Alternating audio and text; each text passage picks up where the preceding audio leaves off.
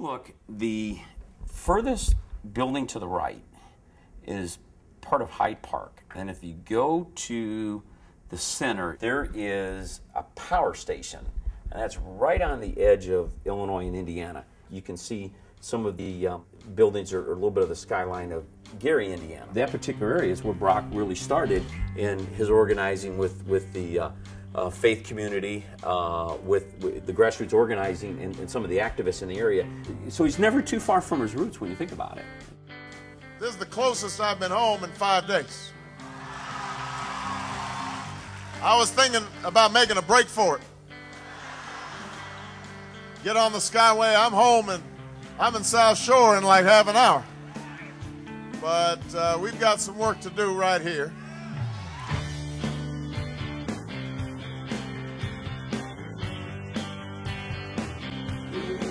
We have not had a president over the last 7, 8 years who has heard your cries.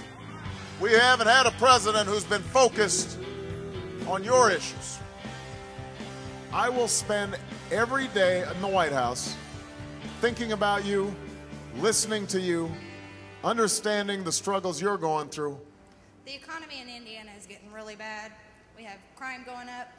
Nobody's getting paid enough. Gas prices are too high. What are you going to do to fix that? This is the first economic expansion since they've been keeping these records since World War II, in which the average family income actually went down. In the meantime, your costs of everything from gas at the pump to groceries to home heating to health care to college have all skyrocketed during that same period. I watched your latest ad where you're talking about Exxon and the profits that they're making. I worked for Exxon at one time. They own my plant. If they can make those kind of profits, because those big corporations are controlling the price of oil right now, why can't we build new refineries? You're exactly right. I mean, why can't we build them? They should be reinvesting these huge profits in refinery capacity that would drive gas prices down. But now, if the economy is growing and your incomes are going down, what's happening?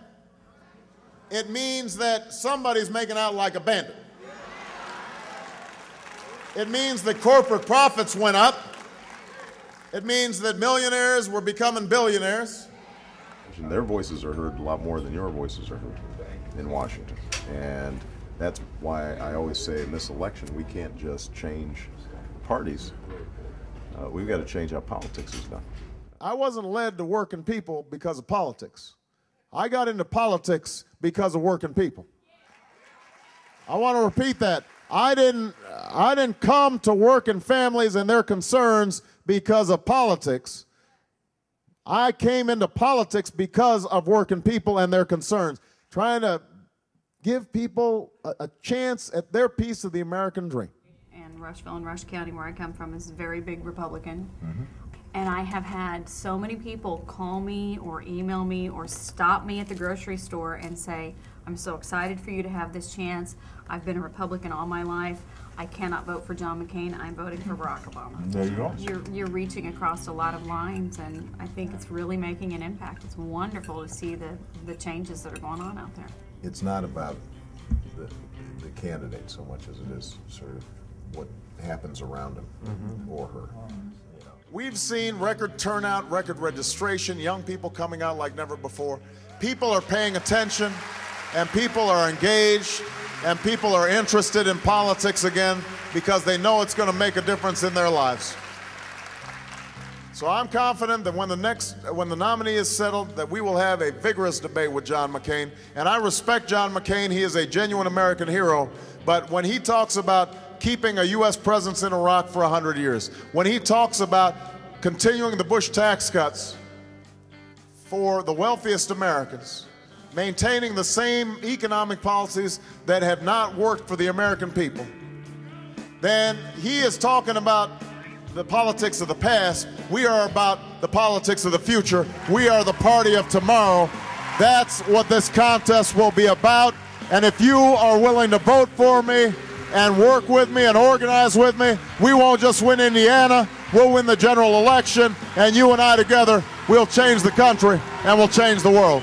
Thank you, everybody. Thank you. Thank you.